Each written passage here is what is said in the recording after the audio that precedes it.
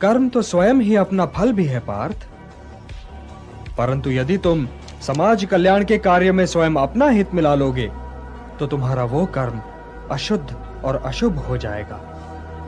इसलिए हे पार्थ, निष्काम कर्म के मार्ग पर चलो, क्योंकि कर्म फल तो तुम्हारे वश में है ही नहीं। इसलिए केवल कर्म करो और कर्म फल की इच्छा न करो। किंतु निष्काम कर्म कैसे संभव है वासुदेव?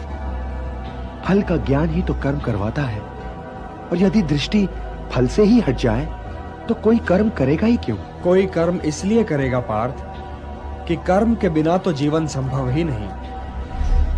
कर्मण्येवाधिकारस्ते मा फलेषु कदाचन मा कर्म फल हेतुर्भूः माते संगोस्त्वा कर्मणि। कर्म फल तुम्हारे वश में नहीं है।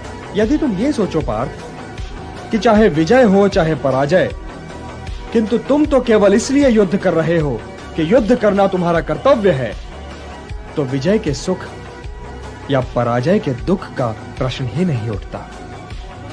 और जो न विजय से सुखी हो और न पराजय से दुखी, वही स्थित